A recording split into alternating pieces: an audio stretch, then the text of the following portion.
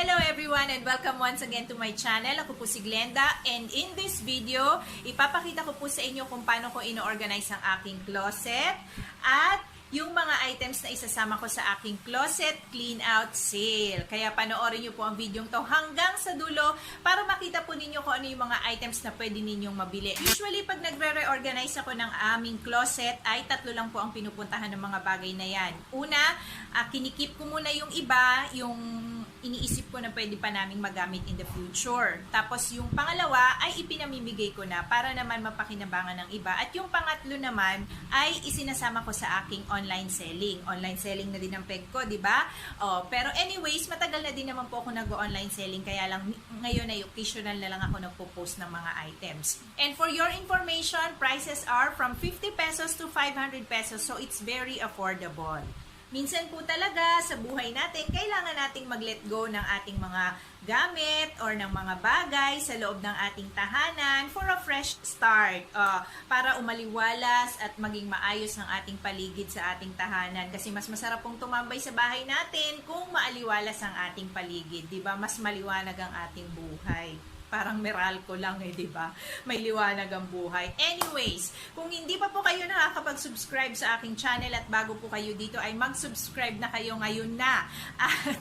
At i-click ang notification bell para maging updated sa mga susunod pang mga uploads. At kung nakapag-subscribe naman na po kayo, ay tara na at silipin natin kung ano ang laman ng aking mga closet. Let's go! Ito, at saka ito, sa akin lahat yan. Tapos itong isa dito, sa husband ko yan. O di ba lugi? Isa lang sa kanya, tapos sa akin dalawa. Actually, meron pang isa yan dun sa kabila. Sa akin lang din ang laman. Malagi dito ay halos puro palda. And then, dito naman sa gitna ay yung mga tops. Ayan. Tapos ito mga shirts dito. Pipiliin ko pa din yan mamaya. Tapos mga scarves. Ito naman, mga drawers. Ang laman yan, mga undergarments. Pero hindi ko na yan bubuksan, syempre. Tapos dito naman, itong nasa dulo na to, ay mga pambahay ko. Konti lang yung pambahay ko kasi paulit-ulit ko lang siyang sinusuot. Tapos yung mga maong kong pants at saka maong na skirts. Pero konti lang talaga yung maong ko na pants kasi hindi ako masyadong masuot ng pantalon na maong at saka shorts. Ito pala, yung mga boxes na ganito.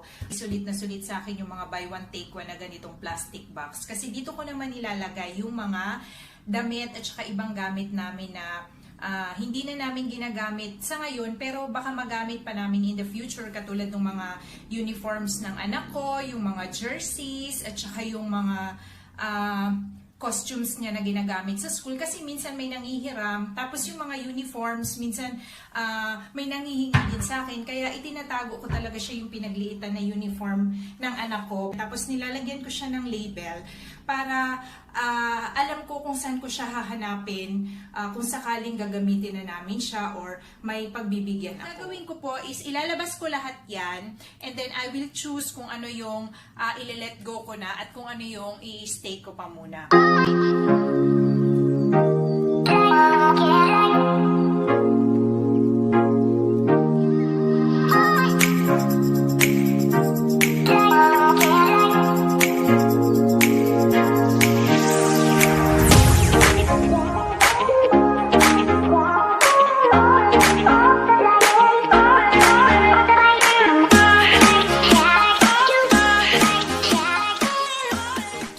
Ayan na siya ngayon. Tapos na akong segregate. So, ayan. Medyo maluwag na siya kasi madami na ako nabawas na hangers. And here also, maluwag na din siya. Lahat ng skirts and pants, pinagsama-sama ko na dyan. Also here. And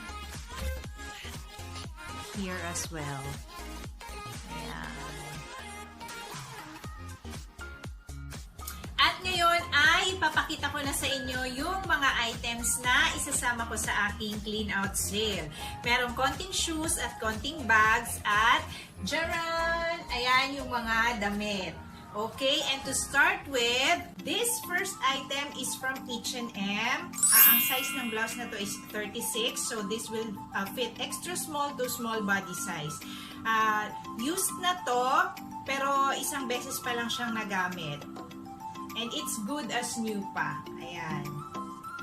This one is from Samlin Ladies Wear. Nabili ko to sa Robinsons. Brand new pa to, meron pa siyang tag. Ayan, meron pa siyang tag. Open yung sa arms niya. Ayan, tapos meron siyang borda-borda. Ayan, kaya maganda siya at maganda yung tela niya. Alright. This is from Uniqlo. Ang size nito is small. Bago pa din to with tag. Ayan. So, ayan yung sleeve niya. Meron siyang button dyan. At saka dito sa kabila. Ayan. I bought this in Uniqlo, Japan. From Terra Nova, ang blouse na to. Extra small ang size niya. Pero this will fit extra small to small body size. Ayan. Hindi pa to gamit. Pero nasukat-sukat ko lang, kaya nilabhan ko na siya at binabad ko pa para lumabas yung kaputian niya. Ito yung likod. This one is from Genevieve Gozum. Free size naman to, off shoulder yung style niya. Hindi pa rin to gamit, sukat-sukat lang, kaya nilabhan ko na rin siya at binabad ko na rin. Meron lang tong maliit na stain sa loob, pero hindi naman siya kita. This one is also from Uniqlo. Shirt siya. Tapos, ang size niya is small, 3/4 shirt. Ayan. Hindi pa rin to gamit, na tanggal ko lang po yung tag. This one is also from Genevieve Gozum. Ang size nito ay medium, pero nasuot ko na po ito. Okay? Off shoulder siya. And this skirt is from Uniqlo. Napakaganda ng skirt na to. This is new, hindi ko pa to nagagamit kasi hindi po to kasya sa akin. Kaya ile-let go ko na siya. Ang size kasi nito is small. Pero meron pa akong isang ganito. Ibang color siya. Pero yon kasya sa akin kasi medium size siya. Pero napakaganda nito. Ganda ng tela niya. This one is also from Uniqlo, Japan.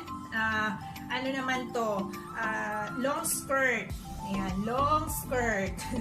Tapos meron siyang slit sa likod. Medyo sporty ang dating nito, kaya bagay siya sa rubber shoes o yung mga Chuck Taylor na Converse, ganyan, bagay siya dyan. O kaya yung mga Vans na shoes. Okay, hindi pa rin to gamit. Nasukat ko lang din. Natanggal ko na lang din yung tag niya. This is also from Uniqlo. Sa Japan ko rin siya nabili. Ang size nito ay medium. 3-in-1 siya. Nasuot ko na to isang beses pa lang. Ano to eh? Pwede siyang halter. Kasi meron siyang tali dito. Itatali mo siya sa leg. Pwede din siyang pa-tube. At pwede din siyang pa-skirt. Ginamit ko siya as skirt. Kasi hindi ko kayang mag-halter at mag-tube. Okay? So, ayan. This one is also from Uniqlo, Japan. Bago din to, hindi ko pa to nasusuot. Nasukat ko na pero hindi ko pa to nagamit on a particular occasion. So, ayan. Size nito is small. Malambot siya. Next one, this is square pants din na parang madulas yung tela niya na malambot, tas meron siyang lining sa loob. Gamit ko na to. Ang size nito is medium din. Sa Japan ko rin to nabili, pero hindi siya Uniqlo. Ang tatak nito is Glacier naman siya. Ayan. Garterize yung likod niya, tapos pleated yung harap. Na plancha ko na to.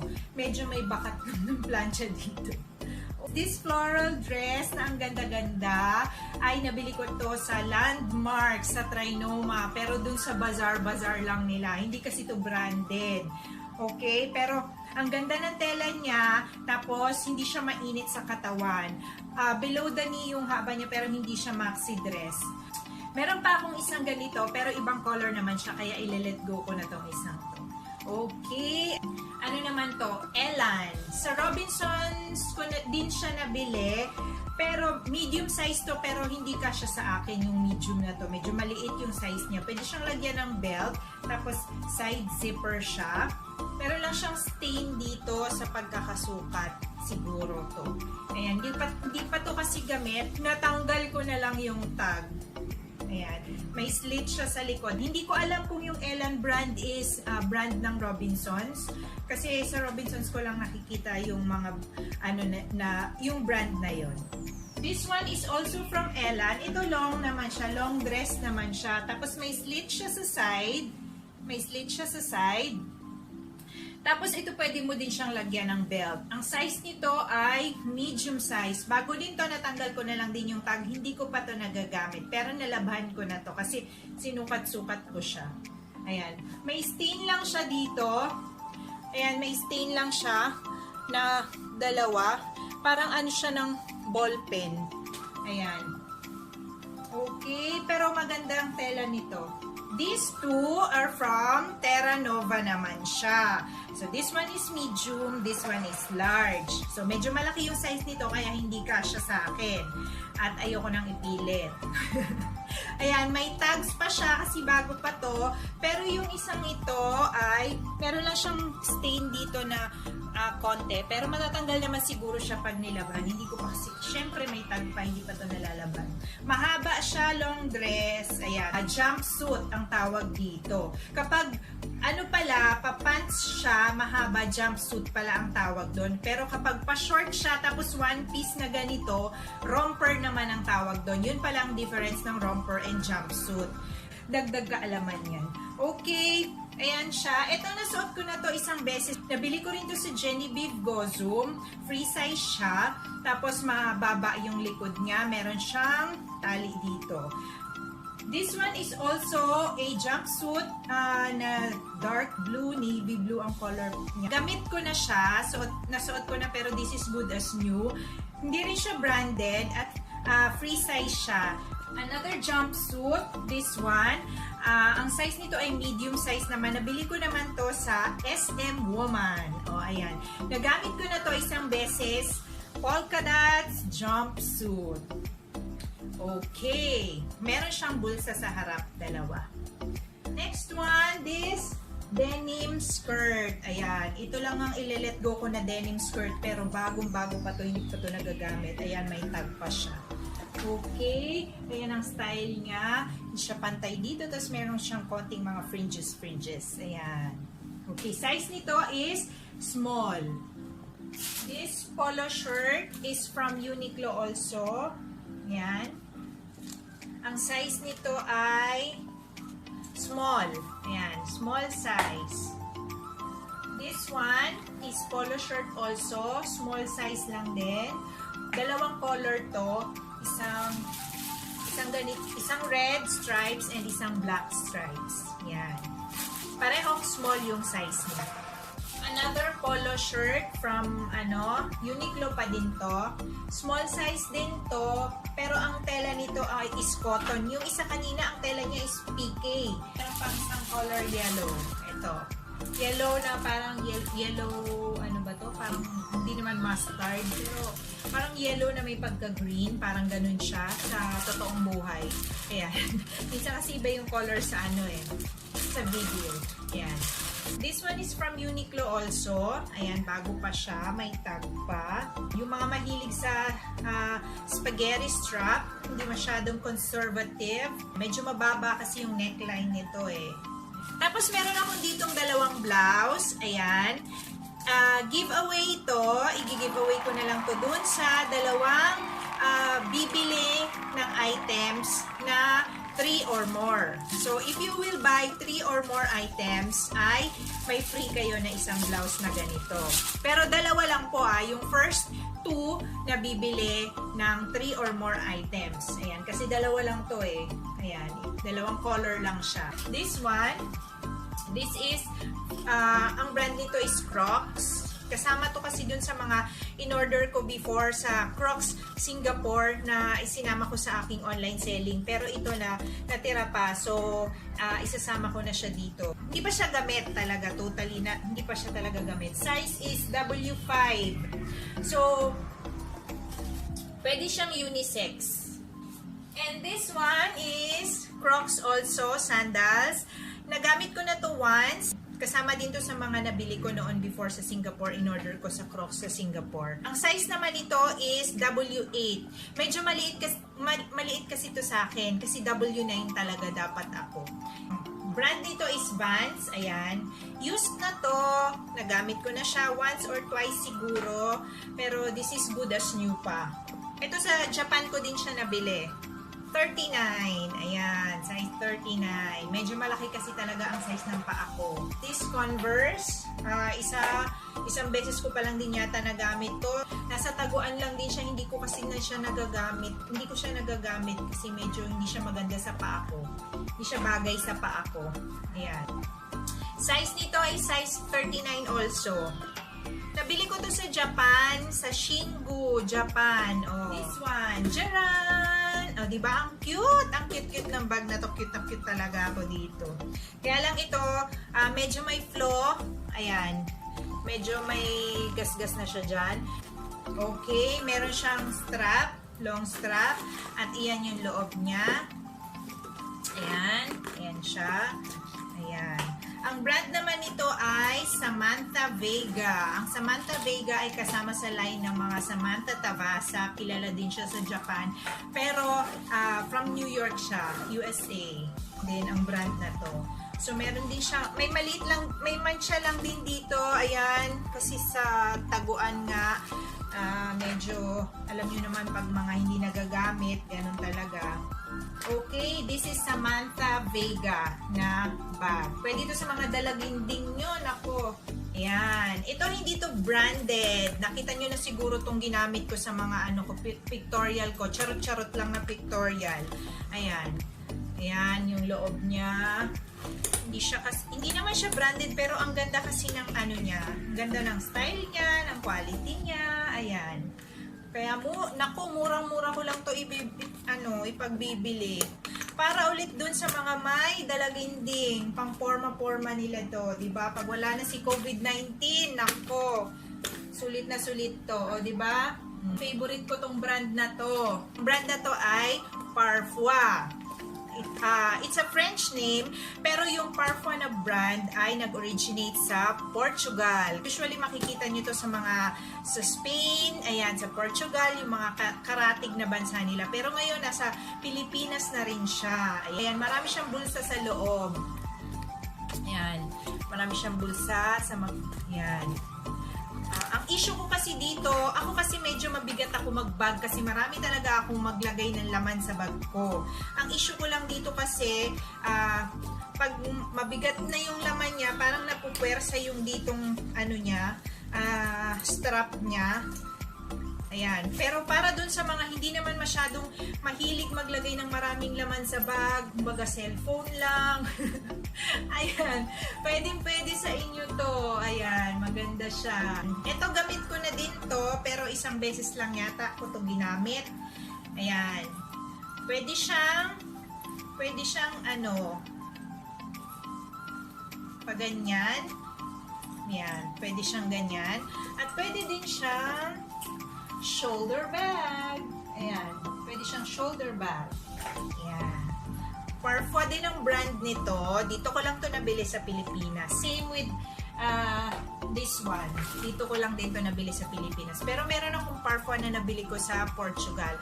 At sulit na sulit sa akin yun dahil magtatatlong taong ko na siyang ginagamit.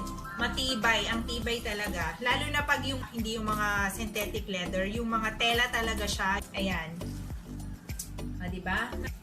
This one is an Aldo bag. Ayan. Medyo malaki to. Para dun sa mga mahilig sa mga malalaking bag. Binili ko to naman sa Honolulu, Hawaii. Kaya lang ito medyo may konting flaw siya. May parang nagasgas siya.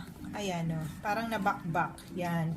Yung part na yan. Pero murang-mura ko lang tong ibibenta para dun sa mga gustong magkaroon ng ganito kalaking bag at mapakinabangan. Meron siyang maliit na bag, maliit na wallet sa loob. Tapos ina-attach siya dito. Ayan. Para hindi siya madukot. Pero zipper closure naman siya. So, medyo safe na. Medyo safe na siya. Ayan. This is from Aldo. Ito talaga bonus na to. Jaran! This one is Kipling bag. Ayan. Nabili ko naman to sa Nagasaki, Japan. Siguro once or twice ko lang to nagamit. Ayan. Ayan siya. Dalawang zipper. Tapos meron din siyang dalawang zipper dyan sa harap. At syempre, ang keychain. Ayan. So, yung interested dito, ay nako, message nyo na agad ako. This one is a very small bag. Ayan. Pero nagamit ko na to nung nagpunta kami sa Bohol. Ayan, gamit ko to at saka isang backpack. Pero ito medyo ilang beses ko na itong nagamit. Pero binili ko to sa Japan. Ang brand nito ay Legato Largo.